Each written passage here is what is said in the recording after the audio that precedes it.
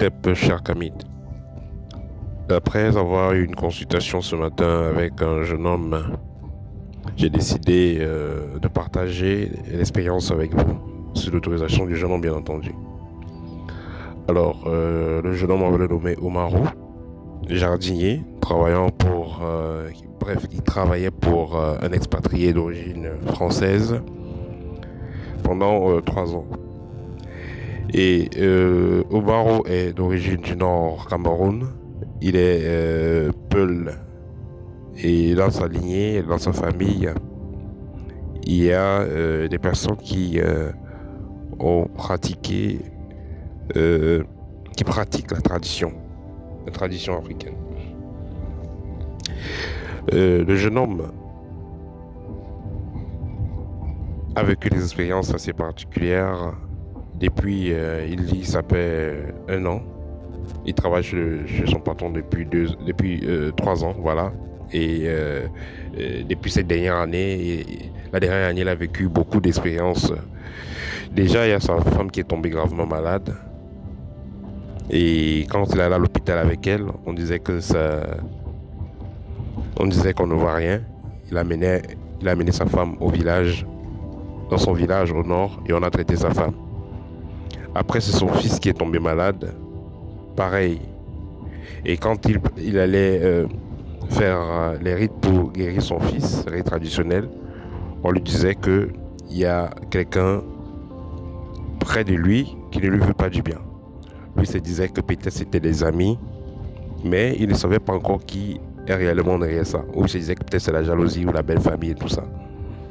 Ensuite, il a commencé, son patron a commencé à l'aborder, en lui parlant des choses assez subtiles qu'il ne comprenait pas vraiment.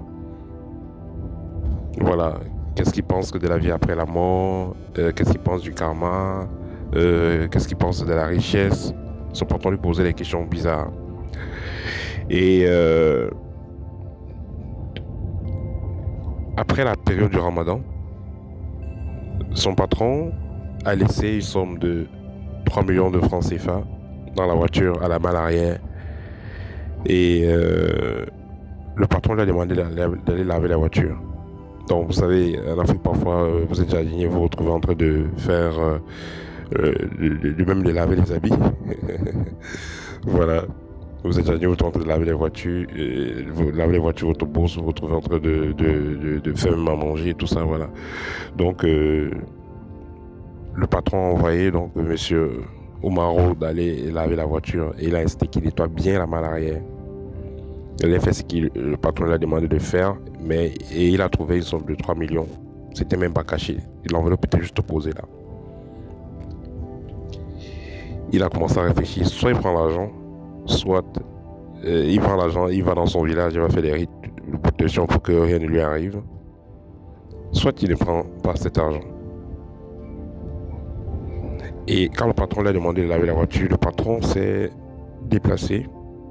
Il s'est déplacé, il a dit qu'il allait à une conférence de notre ville et qu'il va rentrer le lendemain matin. Donc le patron a pris la deuxième voiture et on l'a laissé à la maison. Il est resté là à réfléchir. Et il a décidé de ne pas prendre cet argent. Il a nettoyé la voiture, il a fait tout ce qu'il avait à faire. Et il est resté tranquille. Le lendemain, le patron est venu. Le patron a vérifié tout. Le patron a vu que le jeune homme n'a pas fait l'argent. Et le patron a pété un câble. Et il s'est mis à insulter Omar en disant que il va rester pauvre toute sa vie et qu'il y a des opportunités qui ne viennent pas 2 fois. Et il a offert une banane. Et il a cherché du travail. Il a dit bon voilà, c'était d'un jour qui prennent tous ces claques et voilà. Et que il va compter le nombre de jours que Omar a travaillé pour le mois et lui peut commettre son argent et voilà. Et qu'il ne vienne plus jamais. Alors, Omar était un peu choqué parce qu'il ne comprenait pas ce qui se passe. C'est ce qui l'a poussé à prendre cette consultation pour qu'on échange.